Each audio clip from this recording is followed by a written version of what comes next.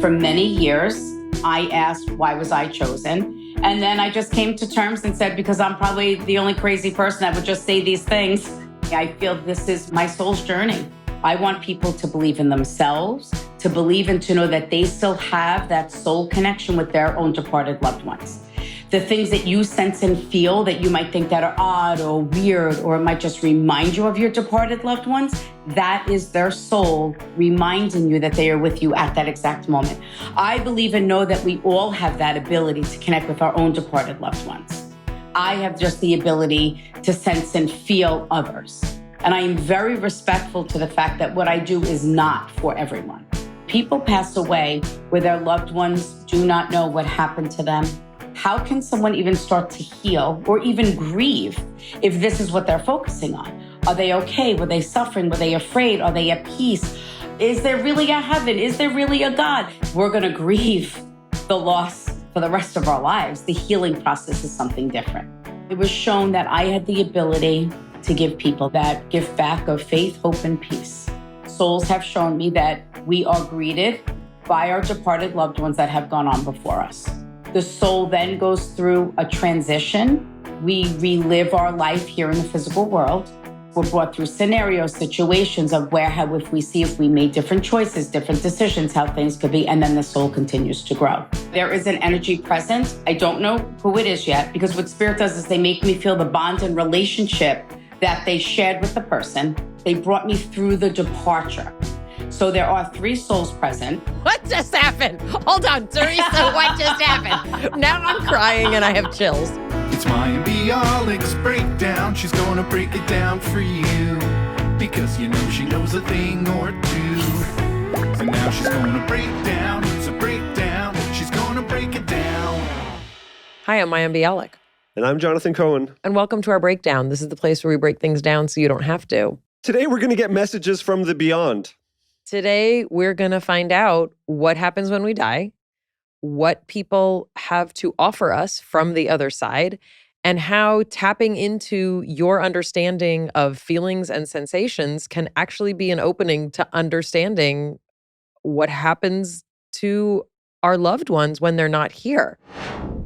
We're going to be talking to Theresa Caputo, also known as the Long Island Medium. She has seen, felt, and sensed spirit, whatever, like something other than the things that you can sense with your 5 senses, since she was 4 years old. In her 20s, she finally embraced her gifts, and she feels that she is on this planet to deliver healing messages to help people learn, to grow, to embrace life. She's been a practicing medium for over 20 years. She tours the country with her live show, Theresa Caputo Live the Experience. She also has a new series with Lifetime, Theresa Caputo Raising Spirits. She's got 4 books she's written. She's a New York Times bestselling author. She's got a podcast called Hey Spirit. I mean, it gets personal here, people. She feels something in the room, 3 things, and we're going to talk about all of them. Let's not underplay it. This is a fascinating episode. Jonathan has, I think, the best time he's ever had in any podcast episode that we've recorded. Theresa has a lot to say to Jonathan and about Jonathan, and she even does a little bit of a reading of Jonathan's abilities. So let's welcome to the podcast the Long Island medium herself, Theresa Caputo. Hey, everyone. My video drops out at the very tail end of this interview. Maybe it was the spirits trying to connect to me. Or, I just recorded that and my lights went dim. Who knows what it would be, but at the very end, if you're watching on YouTube, there will be a still of me just for the last few minutes, and that's the reason why. Enjoy the episode. Break it down.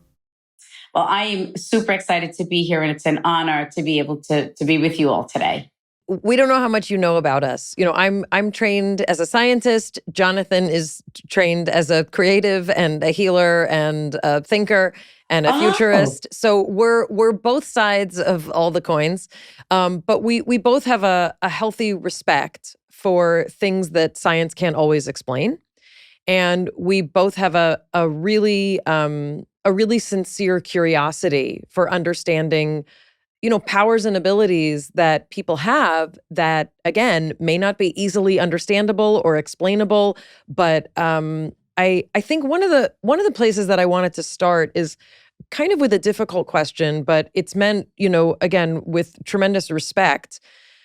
When I was a kid growing up and I heard about people who had the kind of abilities that you have, my assumption, and this was, it's cultural, it's sort of in the popular media, my assumption was that people like you are literally making shit up and tapping into something that a good stage hypnotist could tap into, like the power of suggestion.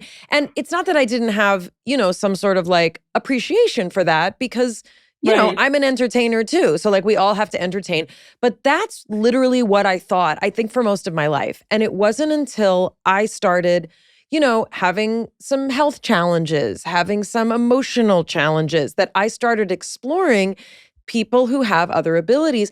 And what I learned is there are people who sincerely believe and act on a life that is based on wisdom and information, that is not just I want to make money and I want to rip people off. Now, some people could still say oh, well, those people have powers and they're ripping people off. But that's actually where I wanted to start with you. Can you explain a little bit about how you came to understand the special abilities that you have, and when and how did that transform into accepting that you were different? Mm-hmm. Well, that was a very long journey. First of all, I just want to respond a little bit to what you were saying. I get it. I am the first one to say that what I do is crazy.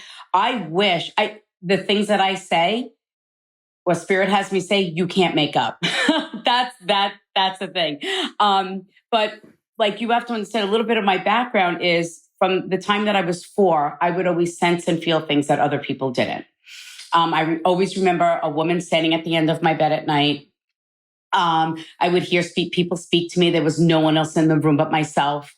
I used to say to my mom growing up, I used to say, I don't know, I don't feel right. I feel different than everyone else. I don't feel like I belong here. And my mom actually said to me one day, she said, listen, you're not adopted. You belong to this family. Stop feeling that way, because there's no reason why you should feel that way. And no one ever really made a big deal about the things that I would say or do growing up. I come from a spiritual family, a very faithful family. I always share that I am a practicing Catholic. And then I say they don't agree with what I do, but they take my money every week. So that's the first fact. But, I struggled with my gift. I was suffering awful from anxiety. I couldn't leave my house. And it became so bad that my mom had suggested that I go to see the spiritual awareness class to kind of help me maybe meditate and just kind of with breathing techniques and settling in. And unbeknownst to me, that turned out to be a safe place for me to explore my gift. Because what I learned through that class was I was what people say empathic, where I pick up other people's energies, feelings. So then I was struggling with my gift for probably over 5 years. And then 9/11 happened. And because the struggles that I was going through was okay, this is great. I was blessed with this gift, but who's going to want to come see a medium and speak to their loved ones that have died? I could not understand that.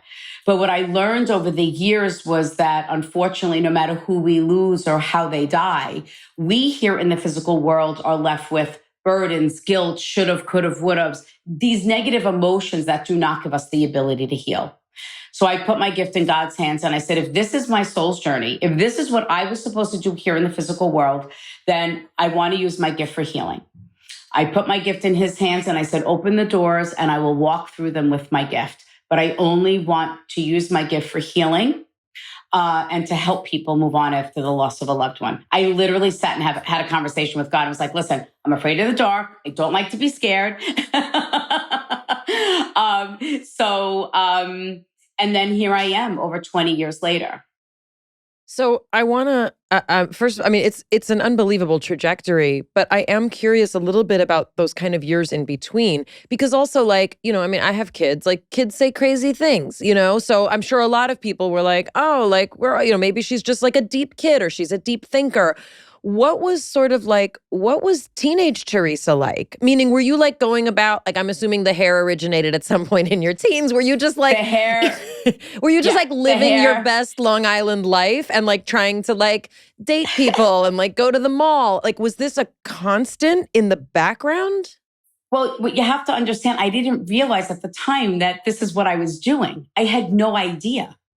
And I have 3 really good friends that I've been friends with since I'm 14. And one of them, his name is Jimmy, and he had lost his dad when we were kids, we were teenagers. And now that I look back on it, I would say things, and he even said, he goes, you would say things about my dad out of nowhere. He goes, and you didn't even know my father. He goes, and I always just thought it was weird that you would say these things, but I never thought about it. But now knowing, I was getting messages from his father, you know? So, and with the other, and I'm not saying this to be insulting to myself or to, I am not I'll use the term book smart, intelligent person. I am probably the most naive, sheltered person that you will ever be. I don't know anything. My brain just doesn't retain knowledge like that. I can't explain it. It just doesn't. So I think that, and the other thing that people have to realize, because it's harder for me if I know things, it's harder for me to deliver these messages because then my brain gets in the way. Did I know that? Did I remember that? So I would say I only talk about the things that I sense and feel and hear, or what spirit shows me, or what I'm shown. Why you? Like, have you asked that? I did for many years. I asked why was I chosen? And then I just came to terms and said, because I'm probably the only crazy person that would just say these things. I mean, if you listen to some of the readings or attend one of my live shows, there are things that I say and you want to be like, okay, she is crazy. But I don't know why me. I feel this is my soul's journey. Mayim Bialik's Breakdown is supported by BetterHelp. 2024 is half over, and it might be tempting to say, like, there goes the year. Anything I didn't accomplish, it's not going to happen. There's so much that has happened this year that I think we can all be proud of. Jonathan, I think you have things you're proud of. I have things I'm proud of. But the year's not over. If there's things you haven't done yet, let's get to it. Let's make adjustments for the rest of the year. Take stock therapy is a great way to do that, to say what's working, what's not working, and what do I want to shift to make the rest of the year amazing. If you're thinking of starting therapy, which we highly recommend, give BetterHelp a try. It's entirely online, designed to be convenient, flexible, and suited to your schedule. Fill out a questionnaire. They'll match you with a licensed therapist. You can switch at any time for no additional charge. Take a moment. Visit BetterHelp.com/break today to get 10% off your first month. That's BetterHelp, HELP.com/break. Mayim Bialik's Breakdown is supported by AG1. It's important to us that the supplements we take are of the highest quality, and that's why for the last 3 years we've been using AG1, and our guts and immune health have never been better. Unlike many supplement brands, AG1 conducts relentless testing to set the standard for purity and potency. So many people have asked us, is AG1 the real deal? Yes, there's a reason why we've been using it for so long. Quality for AG1 is not just a buzzword, it's a commitment, backed by expert-led scientific research, high-quality ingredients, industry-leading manufacturing, and rigorous testing. At every step of the process, AG1 goes above and beyond industry standards.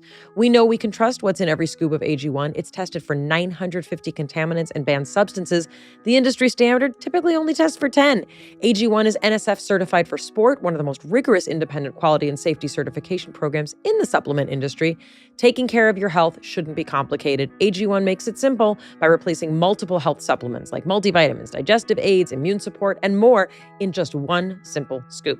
AG1's ingredients are heavily researched for efficacy and quality, and every scoop has prebiotics, probiotics, and digestive enzymes for gut support. Also, vitamin C and zinc to support your immune health. We've partnered with AG1 for so long because they make such a high-quality product. We genuinely look forward to drinking it every day. If you want to replace your multivitamin and so much more, start with AG1. Try AG1 and get a free 1-year supply of vitamin D3 plus K2 and 5 free AG1 travel packs with your first subscription at drinkag1.com/breakdown.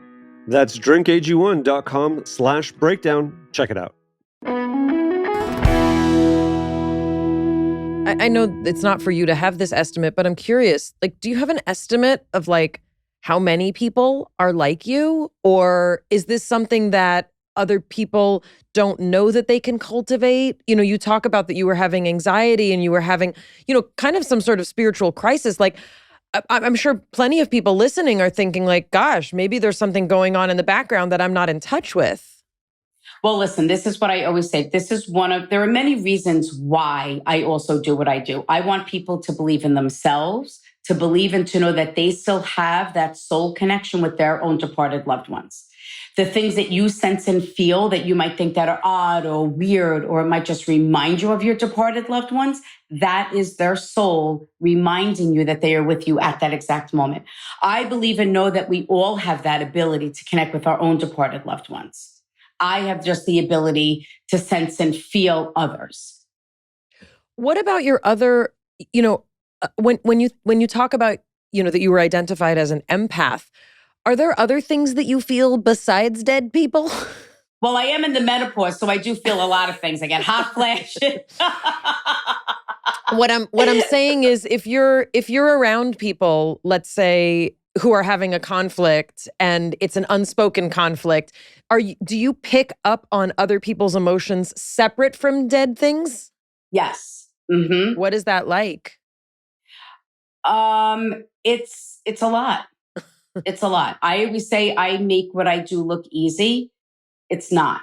I'm constantly feeling and sensing things. Whether souls decide to push me enough to get me to say something, there's the difference, because not everyone wants to nor needs to hear from their departed loved ones. Sometimes the soul might not be ready to communicate, or sometimes we're not ready to hear. And I am very respectful to the fact that what I do is not for everyone. How do you decide when a message is supposed to come through or not? You said if spirit pushes you, what does that look like? So that for me is, so I can tell you right now that there is an energy present. I don't know who it is yet, because what spirit does is they make me feel the bond and relationship that they shared with the person. What is happening now is I didn't feel that yet, but I felt they brought me through the departure. So there are 3 souls present.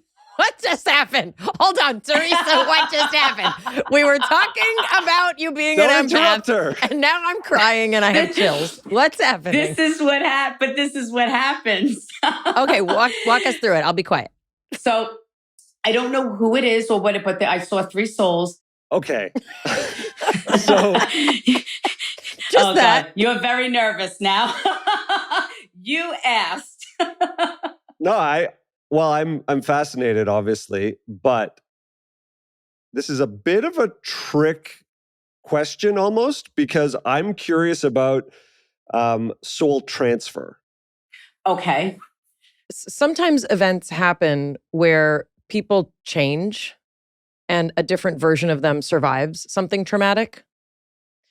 And Jonathan, I think, is asking, is that something that you perceive? Meaning, are there situations where souls essentially shift and the person that we identified, as a person we knew has died, but we can still have access to them? Or do you only access people whose physical bodies have left with the soul? It's just the soul. Mm-hmm. It's the soul is what I connect with.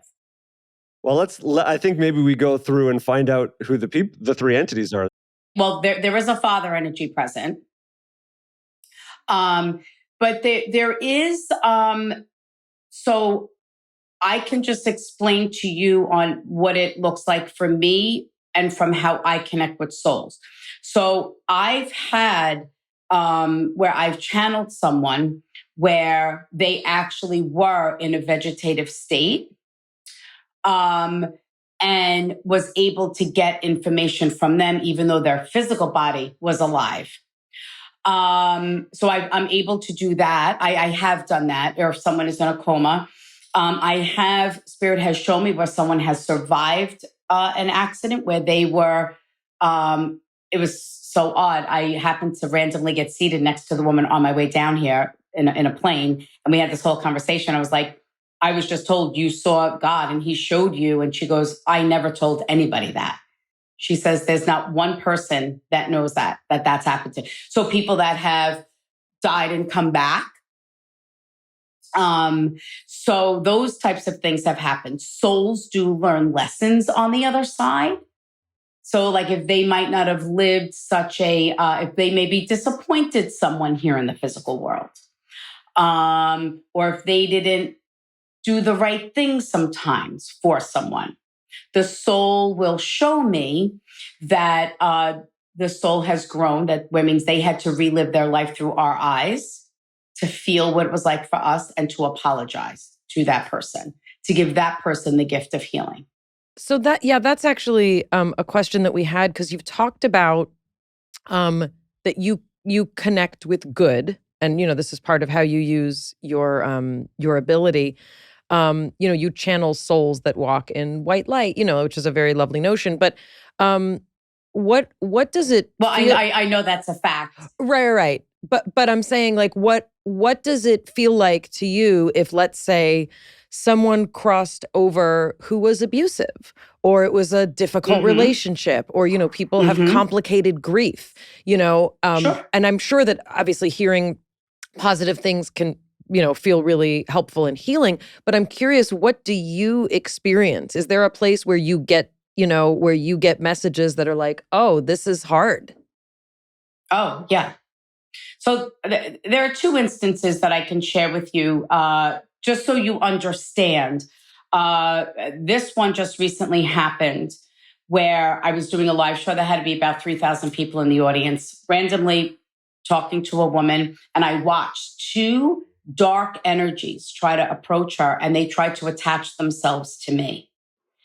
And I was like, whoa, this is not happening. And I said to the girl, I said, did you use a Ouija board? And she looked at me. She was a little arrogant. And she said to me, yeah, I used a Ouija board. I said, well, you went to a place where you didn't belong. You have negative energy that is attached to you. And she said, yeah. She goes, I feel it. And I watched these energies. There was a lot that transpired, but I knew that those energies did not belong to her, nor was I going to allow them to attach to me. So just so you know, where I channel souls that I should not be connected with. There was another instance where I was a woman. She unfortunately lost her daughter. Her daughter was murdered. And I saw the daughter, and then I could see below her a soul, but I couldn't feel the soul. I couldn't get anything from the soul. And I don't know how I do this, but lower my vibration low enough to get information from that soul. The girl said to me, please tell my mom that my soul is at peace and that he is remorseful for taking my life and knows what he took from you. And I was like, I can't say this, but it's not me. The words just came out of my mouth. And the woman looked at me and she said, that's why I came here. She said, I walked into this theater tonight wanting to know if her boyfriend, who he killed my daughter and then killed himself, and I wanted to know if he was remorseful. Now, I say this to people, who am I to say that to this woman? And who would say that? And why? You would never in a million years, even if you knew that that woman's daughter was murdered, to say that. But this is what I always say, the souls of the departed know what we need to hear, not what we want to hear. And that reading changed me. And that probably happened over 8 years ago. That changed me, my gift, so many things in so many different ways. The notion of negative energy being attached to people, I've thought about our energy field, and we've talked about sort of the energy that surrounds us needing exercise or cleanup or tuning the same way that our body needs physical exercise and regular maintenance. And I think this next phase of awareness that people are having, where, first of all, we're recognizing that we have energy bodies and that there is something else around us as part of our overall system. Can you talk a little bit about the importance of, first becoming aware of this energy that we have, and two, the maintenance? Because we can attach to things in dark moments that are really painful for us, and we can carry other people's grief if we're not doing, or if we don't have a practice of clearing our space, clearing ourselves, and that can really slow us down. It can change our vitality. Can you speak a little bit about the impacts of not doing it and the importance of or benefits of doing it, a clearing? Well, I just speak always for myself because what works for me might not work for someone else. I refer to it as grounding. So it's just something that I consciously do throughout the day where I always just imagine, and it's just my interpretation. I say to people, you want to say higher power. I use the term God. I use God's white light, always surrounding and protecting me. That I only want to be surrounded in God's white light. And I always imagine anything negative. So any negative emotions, disease from my physical or spiritual body, I always imagine it like kind of being drained out of me, where I'm also like translucent and I'm just like outlined in this white light. And then I imagine myself being filled with white light. So I'm constantly letting go, cleansing myself of anything negative that does not concern me or belongs to me. I'm curious where that specific, practice or imagery came from. Meaning, there are many notions of like God and light and, it's a very kind of mystical thing. Is this something that you developed on your own? Is there a particular kind of, training that you had to sort of learn these things? So through my spiritual awareness class, the woman that ran the class, she had told me it's important to protect myself. You want to always protect yourself of negative energy, and you only want the highest good of all concerned when you're going to receive information. So I just still do the things that I learned almost 30 years ago. This is something we've talked about here. For people who are empaths, a lot of people don't associate that those abilities come with often information you don't want. And learning how to sort of filter that out is important. And, a lot of my kind of most spiritually intuitive friends are often very delicate people, meaning they're very affected by, things like electromagnetic frequency. And people are like, that's crazy. Or like, they don't like to be in large cities or at Disneyland or places with a lot of like information. And, a lot of us kind of think like, get over it, you're fine. But can you talk a little bit about what it feels like to need to protect yourself? Does it feel like noise coming in? Does it feel like static when there's a lot of stimulus that you need to sort of protect yourself from?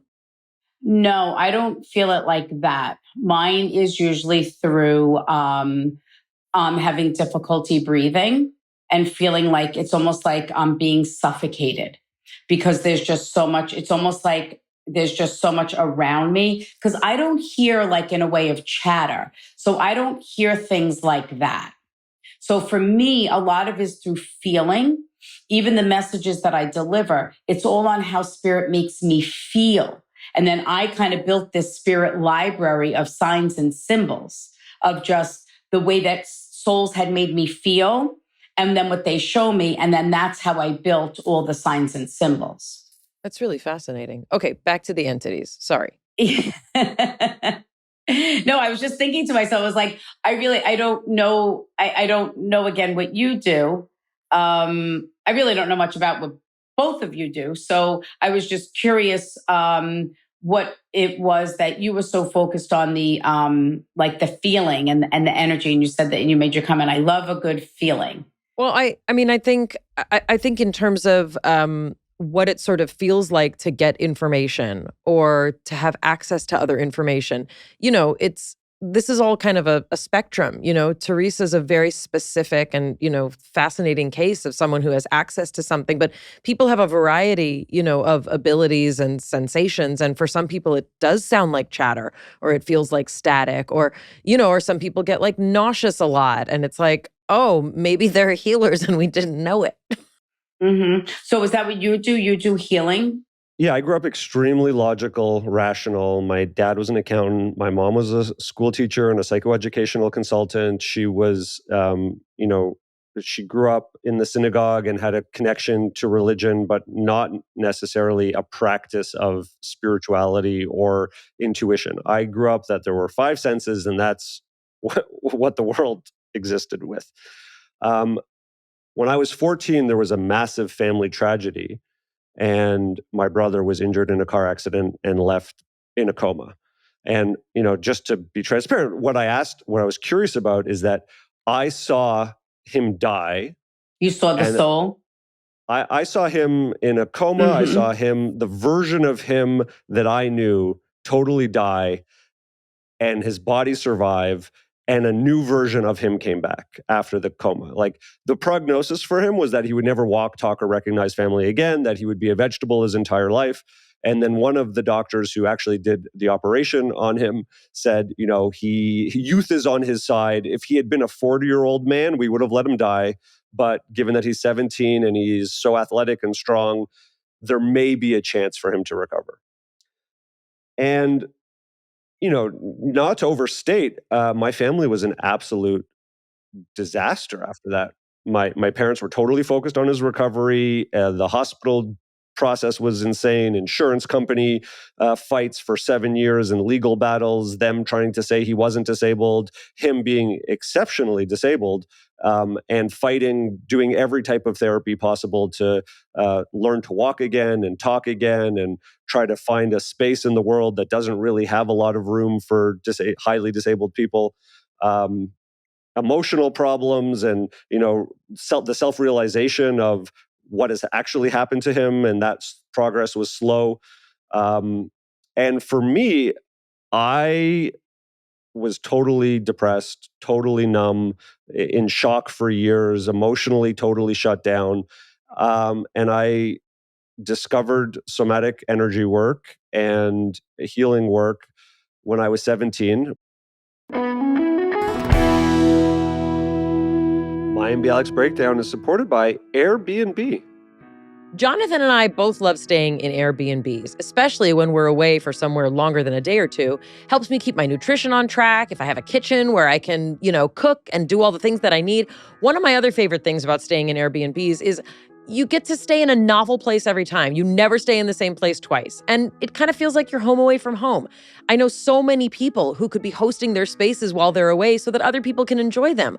And a lot of people don't realize they might have an Airbnb of their own right under their noses. You might be thinking my space couldn't be an Airbnb, but you know what? That's not true. If you're concerned about the time commitment, you can Airbnb your place even just like a few weeks a year when you're traveling, especially if you're someone who loves to host.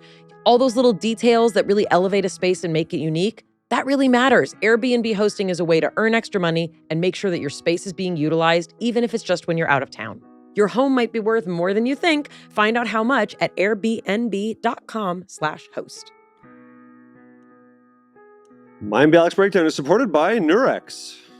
Nurex's licensed medical providers have in-depth knowledge, and they're there to help women take control of their healthcare journey. No more one-size-fits-all approaches, only effective, tailored solutions. Nurex providers have expertise in treating a wide range of reproductive and sexual healthcare needs, and to date, they've served more than 1.6 million birth control patients in the U.S. Nurex is convenient, private, and compassionate. They provide reliable reproductive and sexual healthcare, no judgment or stigma attached.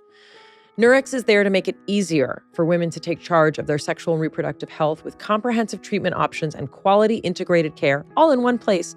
There's so many options. They offer more than 50 birth control formulas, including the pill, the patch, the ring. They work with you to find what's best for your needs. Skip the in-person appointment, complete a medical consultation anytime, day or night, and a Nurex provider who is licensed in your state reviews your health history, and if it's medically appropriate, they will prescribe birth control to you. It's not always easy to access birth control. Nurex helps women take back their autonomy with fast and affordable care.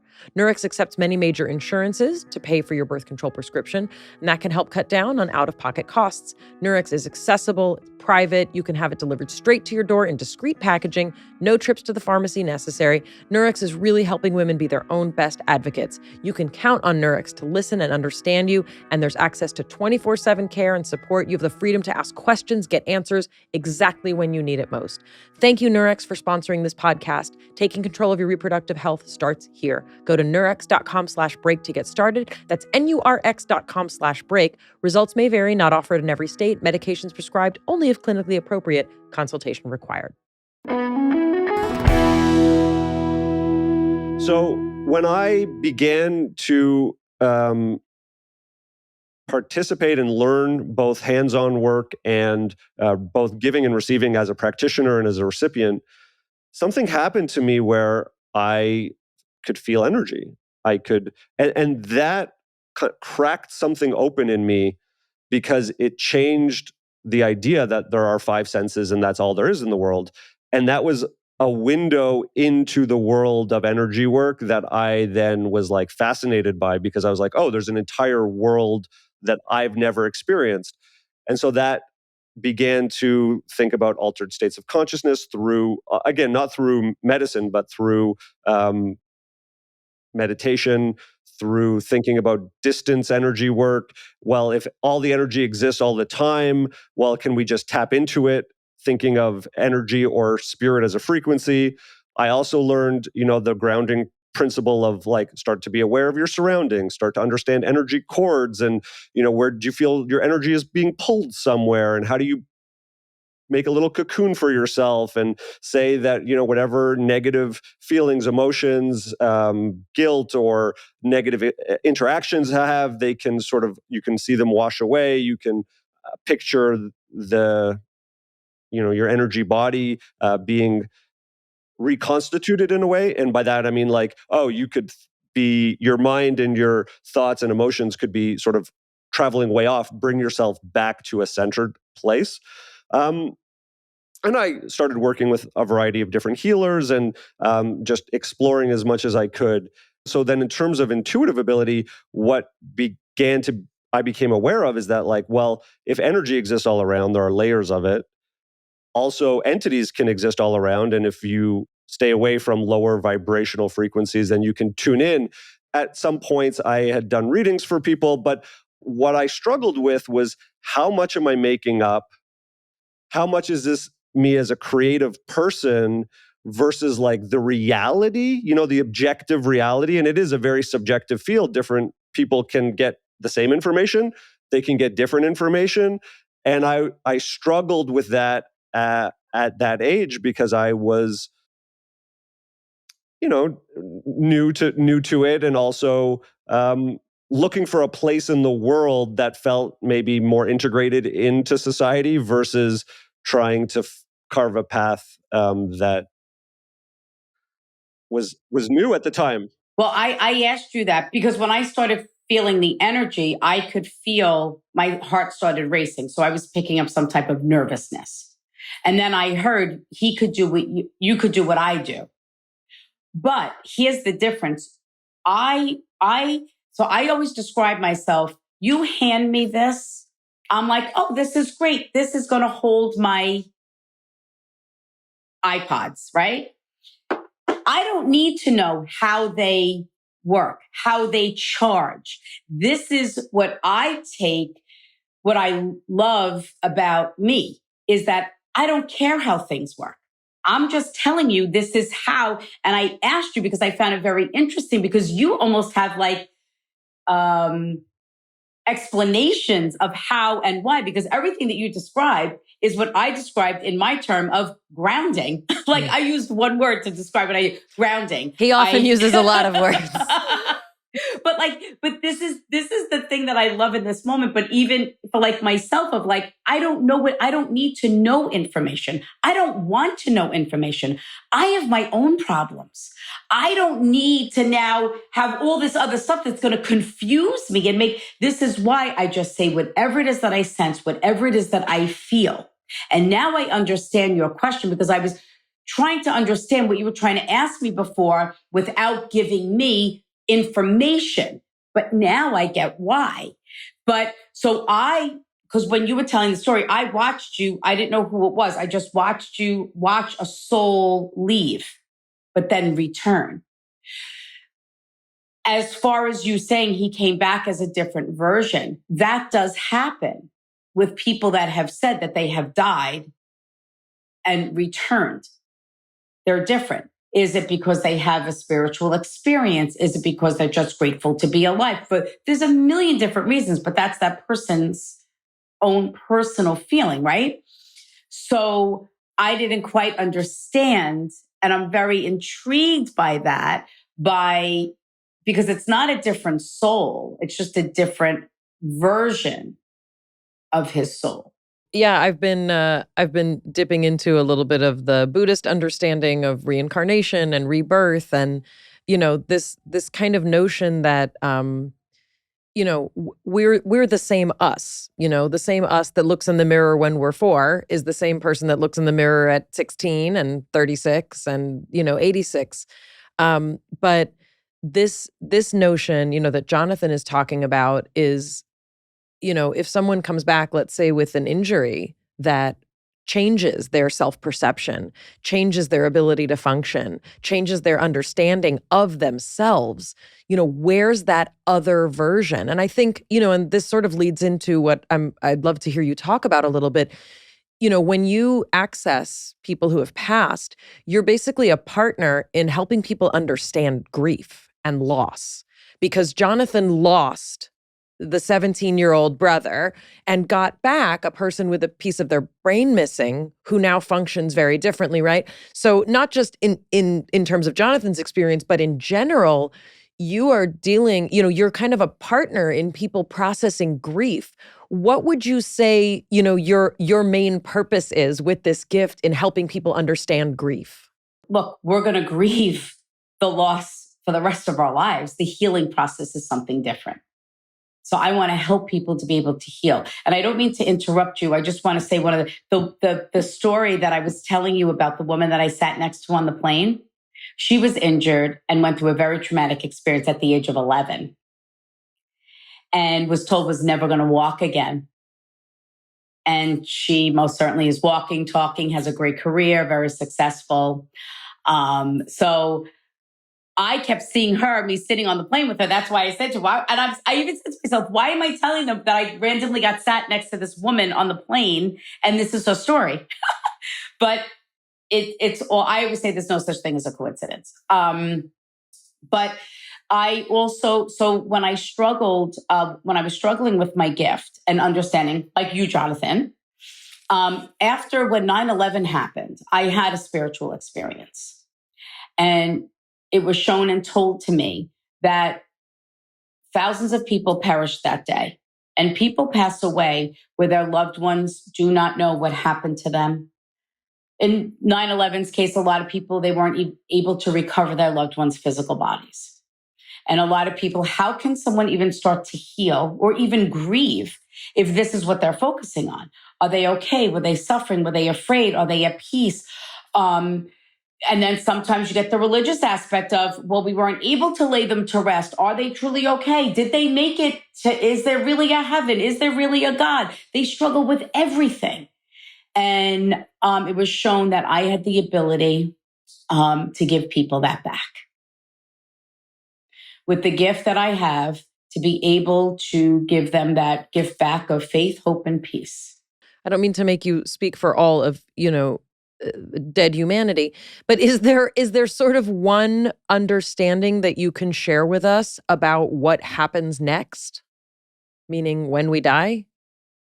So time and time again, souls have shown me that we are greeted by our departed loved ones that have gone on before us. The soul then goes through a transition of where we relive our life here in the physical world, where I guess we're brought through scenarios, situations of if we made different choices, different decisions, how things could be, and then the soul continues to grow. So this is what I did struggle with my faith and things like that, because I do believe in past lives. I do believe that we do re-enter. I was shown through one of my past lives that this is my last soul's journey here in the physical world. That my soul will not return after this journey. Wait, hold on. How were you shown that? It was shown through the guided past life regression. And is that a feeling? Is that a knowing? Well, I'm going to have to go back because I just refound the tape. Not a coincidence. I was cleaning out my attic. We actually did it for the show. And Sean, who helped me clean out the attic, he goes, I found this tape. And he goes, it's so weird. He goes, I had this dream about you. He goes, but we were in he literally said in 2005. He goes, and we didn't even know each other back then. It's like we were in school and this and that. And when he goes, I found this cassette. I don't know if this is important. He says, because I know you used cassettes with all your readings. And when I opened it up and I looked at it, it was my past life regression that I had done in 2005. And he's the one that found the tape. So I'm going to have to go back and re-listen to it. I haven't had the time yet because this is something that newly just happened. But I remember going back in and having this spiritual experience, going through my past lives, the several lives that I went through, and then being told and shown that this was my soul's last journey, that my soul has chosen not to re-enter. And I can see that with the work that I do, that it could be my soul's last time. But I say, I'll find out when I get there. So I assume that you don't fear death. Is that correct? I do not. I don't want to die, but I know that is inevitable. But I know that I will be greeted by my loved ones that have gone on before me. And I know that the people left here in the physical world will miss me terribly. Those are the only things that I feel like I can guarantee. And I say that also because I've said to people, souls will show me. They will show me and say, tell my daughter that I'm not crazy, that was dad sitting at the end of my bed. That was my sister that was in the room. And the souls will literally, see, this is the other thing that I have spirit do, is what I also learned is that there are only so many different ways that people can die. Common burdens and guilts that people will carry here in the physical world. So what I have spirit do with every healing message that they have me deliver, they have to validate it with something completely unique to that person. Something that you would never in a million years expect your loved ones to bring up and talk about. Like what? Like what? Give me an example. They might bring up things that happened like when you were a child. That you did, like, remember when I used to take you every Friday to Jolly Rogers and then we go to the Sizzler for dinner. You know what I mean? Like really unique things, like things that you've forgotten about, things they will describe if you had the opportunity to sit with their physical body, things that you did. I didn't have that opportunity to sit with my loved ones after they died.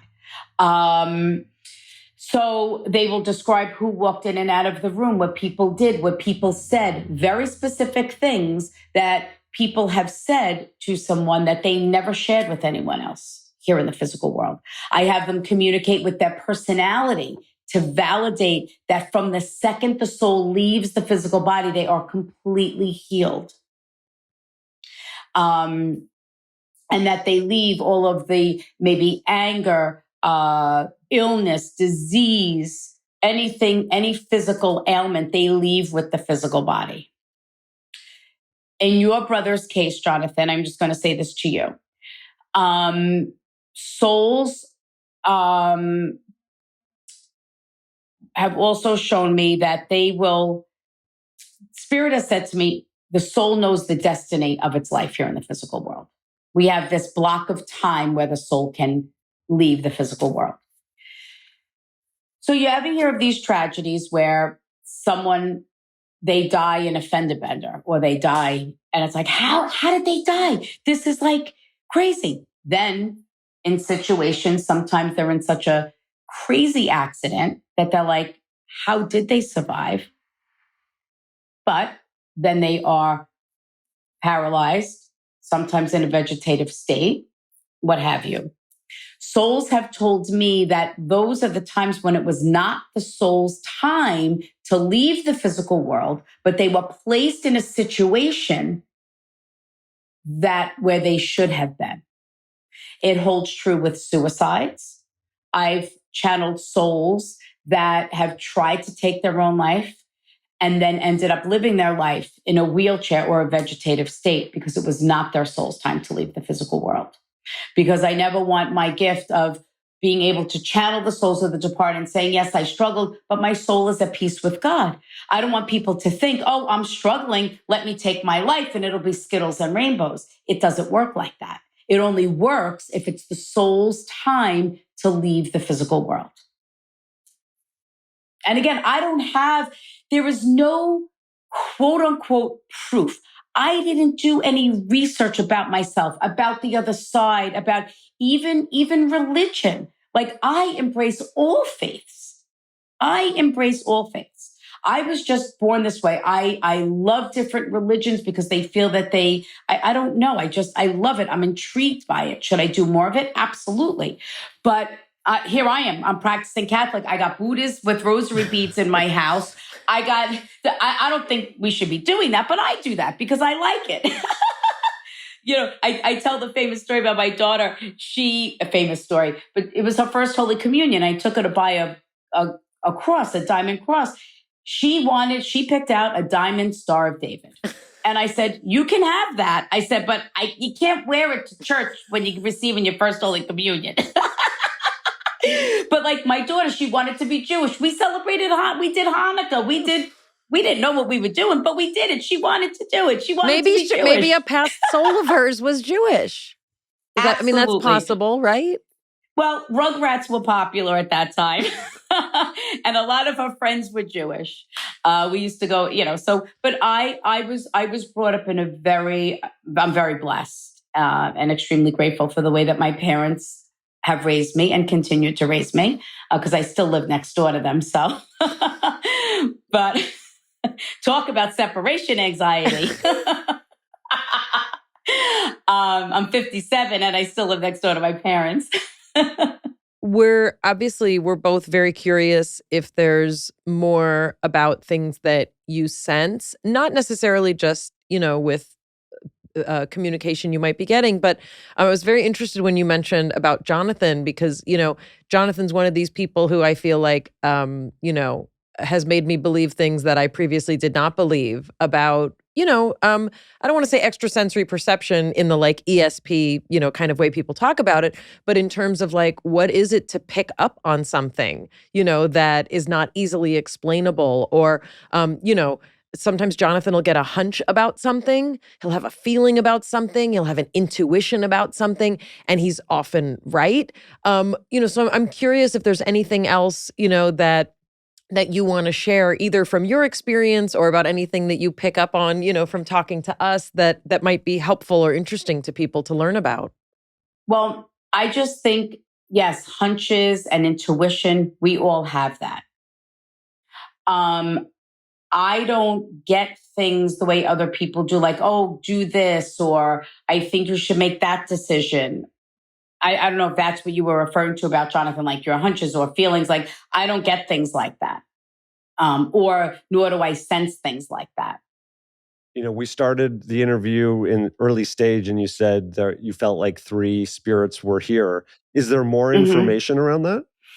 I didn't really feel pushed to say something.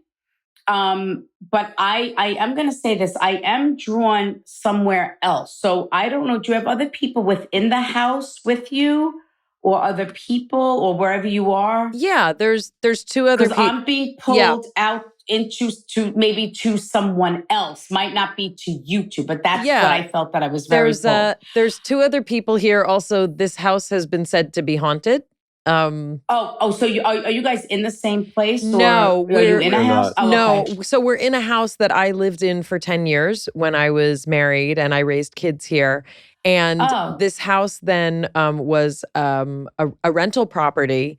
And then Jonathan and I reclaimed it, but we're not physically in the same space. But he and I do podcast here. Years ago, I don't know if you know about this. I was on Dr. Oz several times. One time he had me on, and Dr. Amen. Yeah. He goes, I'm going to read your brain as you're reading someone. I'm like, okay.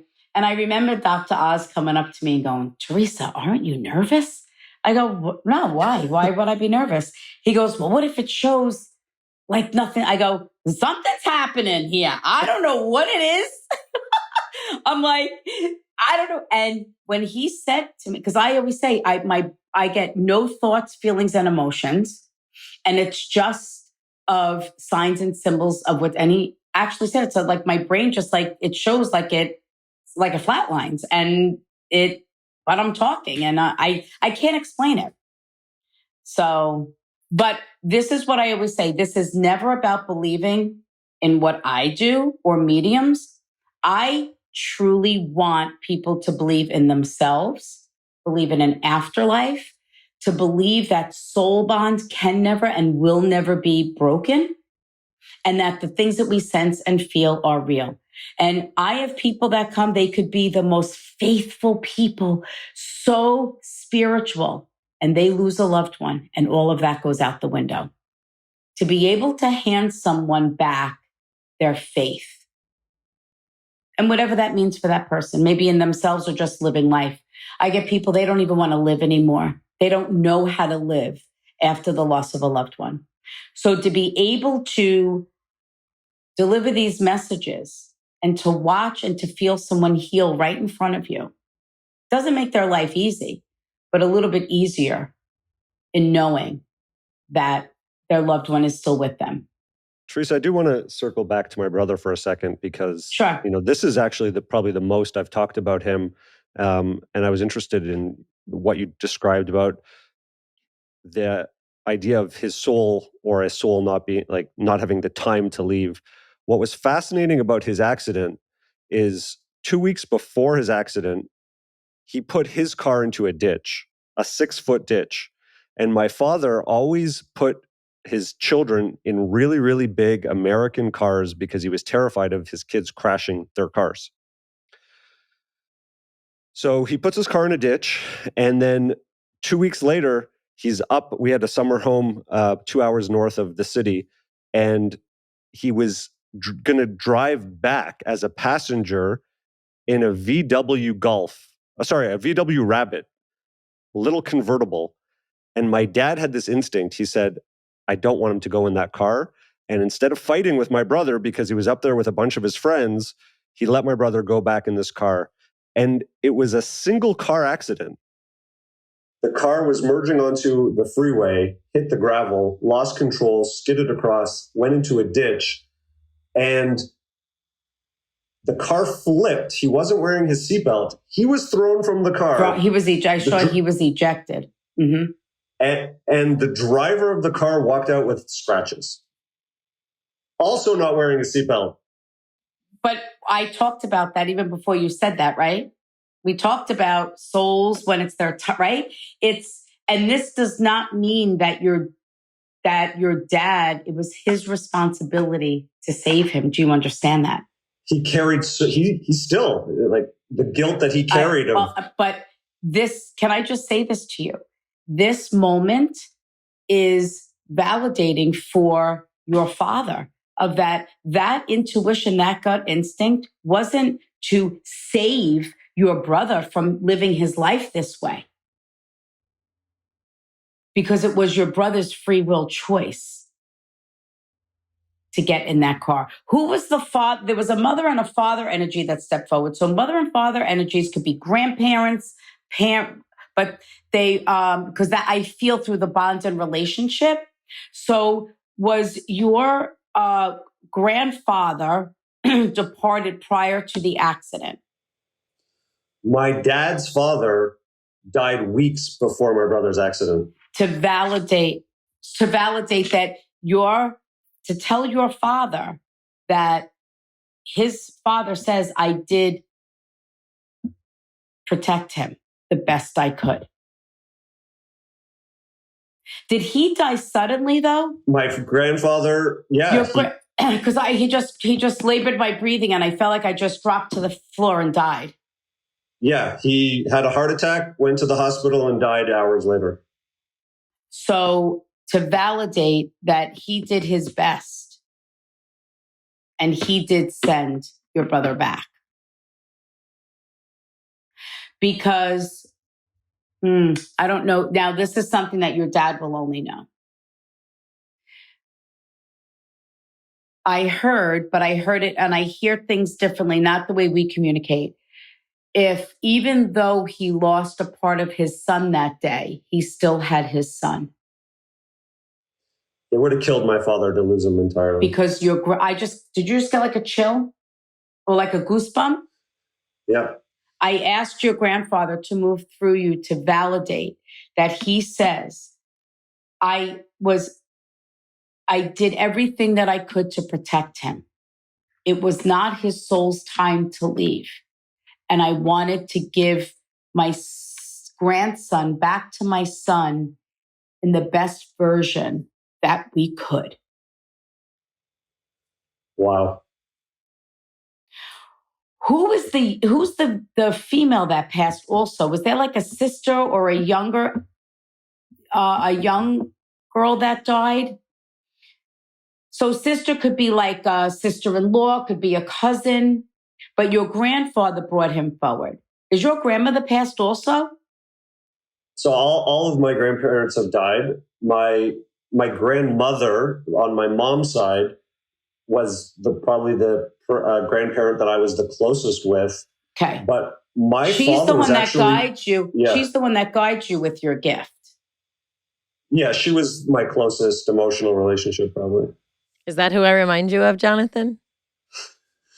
She, That's what he says sometimes. She was always, she was a piano player. She was a singer. She was an artist. She was a ping pong player. She was an athlete. She was always the one who would like look at me and tell me how special I was and that I was meant to do different things. And actually, she had cancer when we didn't know she had cancer. And when I was training in energy work, in the last year of her life, I would go over to her house twice a week, and she would get up onto her kitchen table, and we put an eggshell foam down onto her dining room table, this big wood teak table, and I would help her get up, and I would do sessions with her, and I spent a lot of time with her. She told me you had really hot hands. Yeah. Because I could feel, she would put your hands over the stomach and she goes, "Do you feel that heat?" She would say that. She was very, very funny. She was a very, very funny "Do you feel woman. that heat?" That's her. That was her. And she was, she also gave me a beautiful gift because she allowed me to share something with her that was this experience that I had developed in this little bubble only amongst people in that world. And I was able to bring it to someone who in my family and share with. And trusted. And she really appreciated not only the time that we connected, but she was having a lot of back pain and she got a lot of physical relief from the treatment. So she was really thankful that I would come and see her. And when she died, actually, 2 weeks later, I went back to school and changed the entire course of my life. But I had dropped out of school the first time because I really struggled in school. I had come home back to Toronto, and it was about 15 months of the last 15 months of her life that I was back in Toronto, totally exploring energy work and training and developing this skill set. And then as soon as she died, my life totally shifted courses, and I was no longer meant to be in Toronto. So it validates that she continues to guide you with your gift. But I'm just going to say this, but you also know, I share this part. I always felt that there was something missing in my life. I feel that we're born a certain way. We're born the way that we are, right? That's our footprint.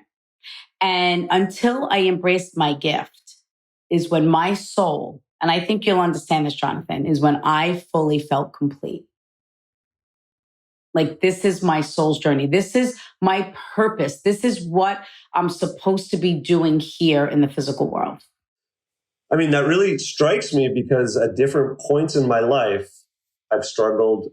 I've had, really lost a lot of faith, a lot of clarity, not sure what I wanted to do, had to really, had a kid, had to prioritize going into the business world and making money and, chasing security. And every time I lost my practice, lost participating in this world in some way, I have felt worse. Before we let you go, Theresa, on that point, if you could leave us with a little bit of wisdom, for people who might be feeling like there's something missing for them, or maybe they feel like, they've been told that they're intuitive, or sometimes they sense things, what would your suggestion be to people? Well, the first thing is that if you sense and feel things, just embrace it. It doesn't mean then you're supposed to do mediumship work or you're to be a healer. Maybe it's something different. But the thing that I always say to people is, please, soul searching is the hardest thing to do because you have to really look deep into your soul. What is it that I want to improve about myself? Don't hold on to the past.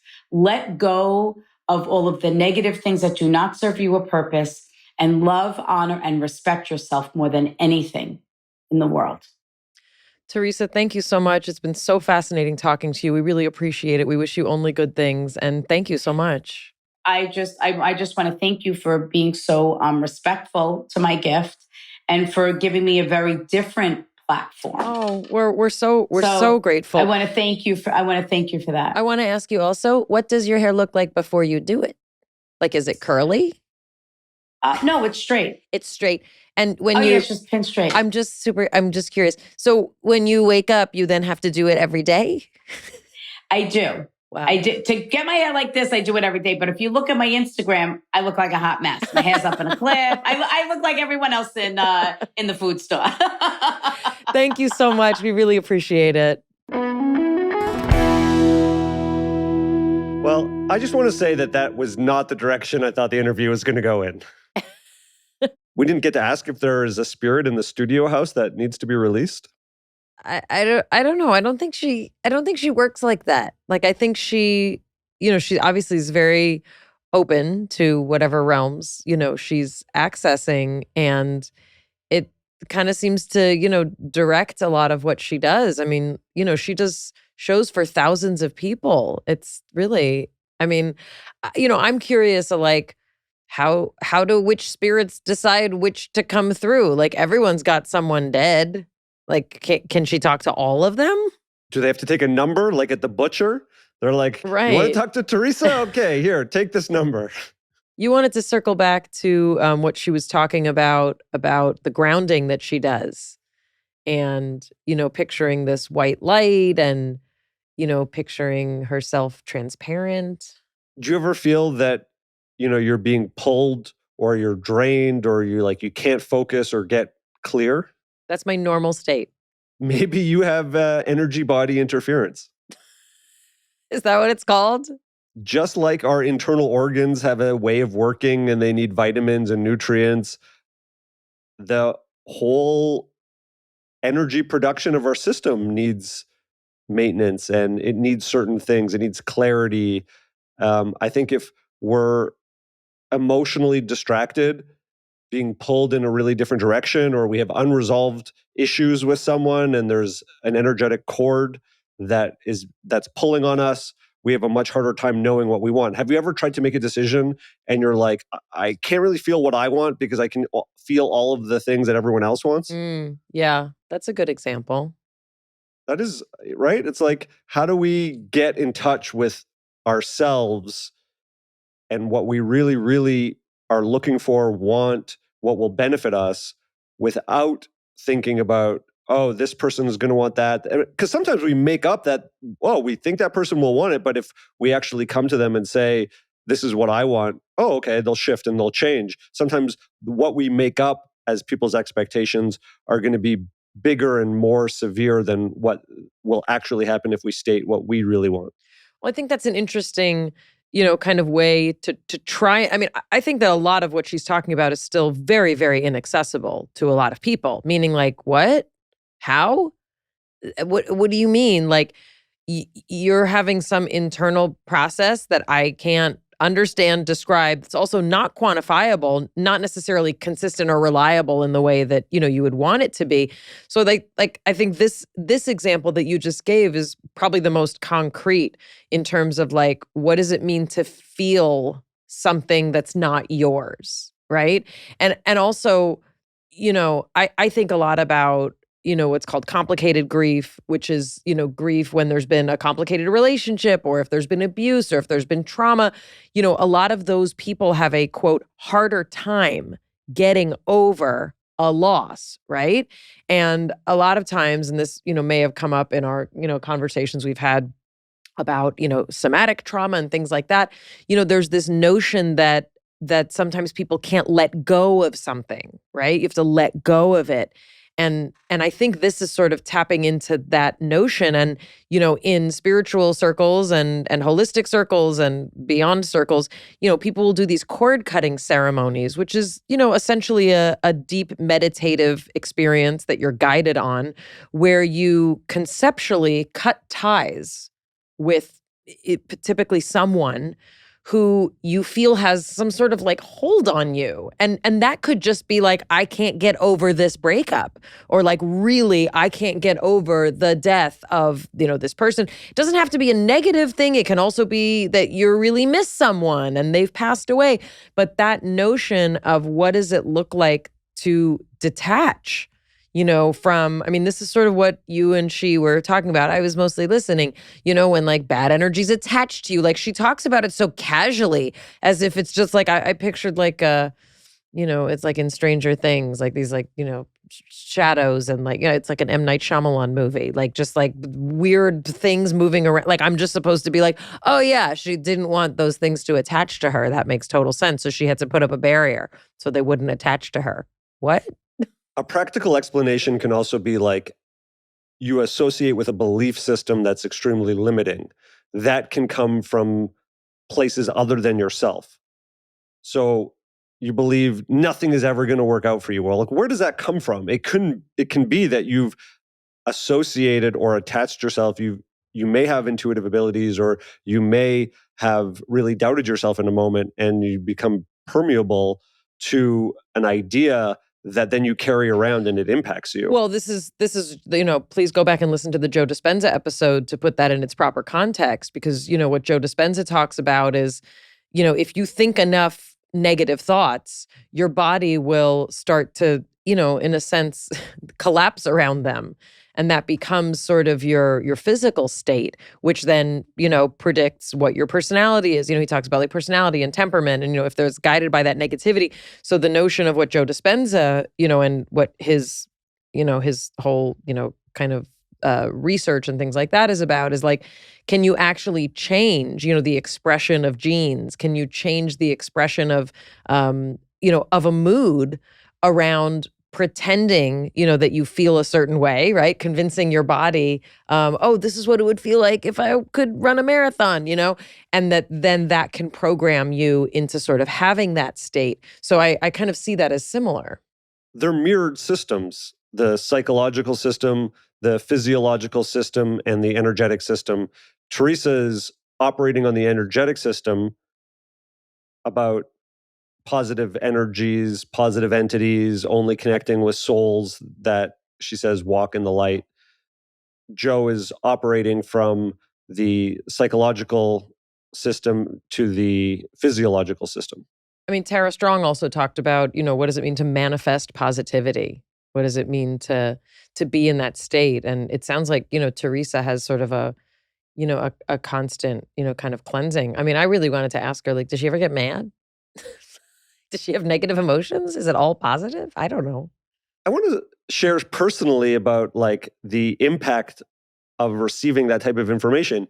It had never occurred to me. And even if it's a story, even if it's, made up, it had never occurred to me that my grandfather, my dad's dad, could have been on the other side of existence,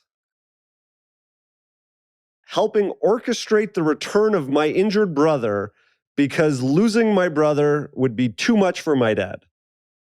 That my dad needed my brother to return to him in some sort of capacity, and that all the pain that my family has gone through in my brother's recovery, the lawsuits, the endless therapies, the dealing with, the setbacks and the what's going to happen and the unknown of how my brother is going to live. And, my brother can be a wonderful joy. He can also be persistent, 15 phone calls in a day, or, needing help with something, and the stress that has caused, that would be far better for my dad than losing him outright, and the potential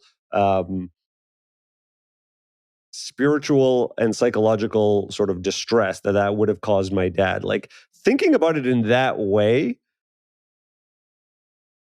I don't know. It changes it in some way. It changes it significantly. It makes it feel more divine, divinely interwoven, or divinely designed. Yeah, I mean, it seems like that's kind of what, she sees as her gift, is being able to provide, information like that. So that's very powerful.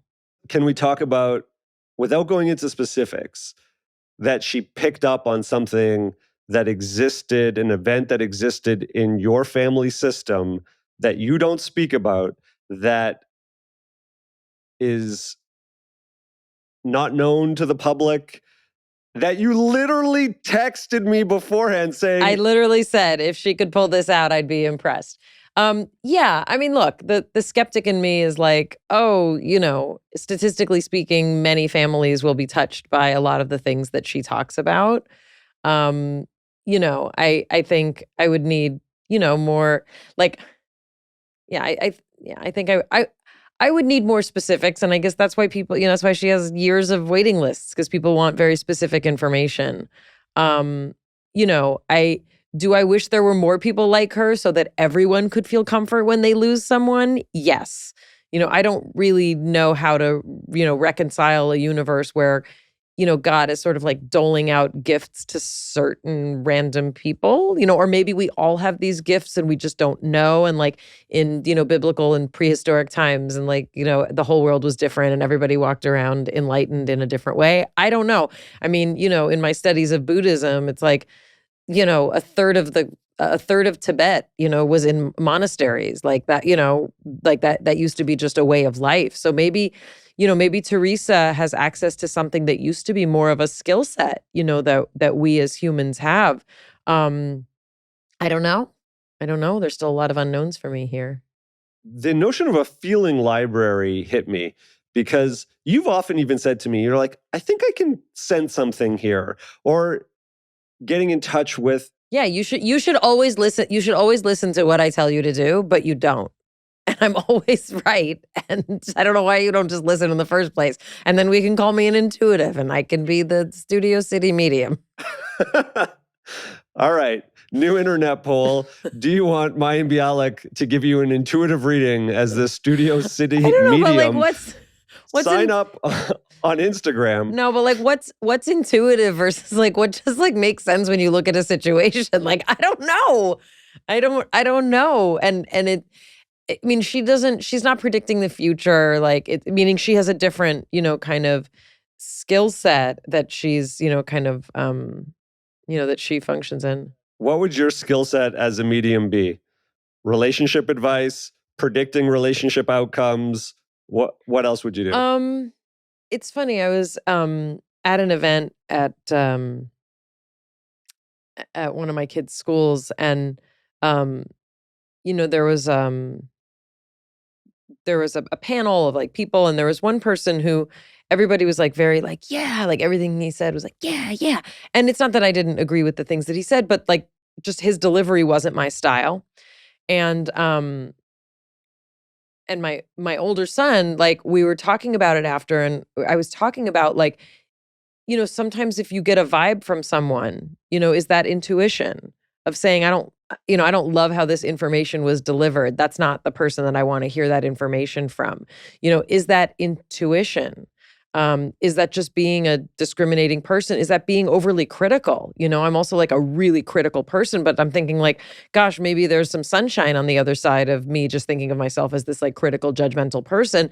Like maybe there's some kind of discernment that I have. I don't know. It could be that people are just not vibing together, whatever their vibe is and your vibe don't mesh. Or there could be discernment where you're like, wait a second, there's something else going on underneath the message that's being shared. I don't know, but then like is being paranoid having intuition? Not if they're out to get you. That's right. Just because you're paranoid doesn't mean they're not out to get you. She also said she didn't feel like she belonged. And I think there are a lot of people who don't feel like they belong. And a lot of people are questioning the status quo of the system right now. Like, do you not belong, or are you able to receive messages from dead people? That's really what this episode's about. It could be some mix where, wait a second, there's another way of operating. There is maybe opportunity for people to help people grieve in a different way, or to be connected to things that are beyond the five senses. Like, could you look at someone, for example, and intuitively feel, if you built your feeling library? And this goes back to why I think, she developed it as a practice, as a skill set. She was like, oh, I know that when I start to feel a certain way, it means X. So there's like a level of interpretation of how her gifts and her abilities are shown to her. But seems to be pretty accurate, right? It seems to be pretty accurate. Like if she tastes blood, something happened traumatically. Like if she feels the head thing, it means one of three things, and then she has to go down the process of elimination. It's like, my son is learning to play tennis. The only way you get good at tennis is hitting enough balls. The only way you get good at understanding what your feeling library is knowing what the feeling is, being in a situation where you go down the paths of it means one of these three things. You're yawning a lot, having a lot of somatic experiences. Maybe you are expanding your understanding of what it means to live in this world amongst the many senses that we have. And maybe that's a great place to end this episode. From our breakdown to the one we hope you never have. We'll see you or feel you next time. It's Mayim Bialik's breakdown. She's gonna break it down for you. She's got a neuroscience PhD or two. One fiction, one and now she's gonna break down. It's a breakdown. She's gonna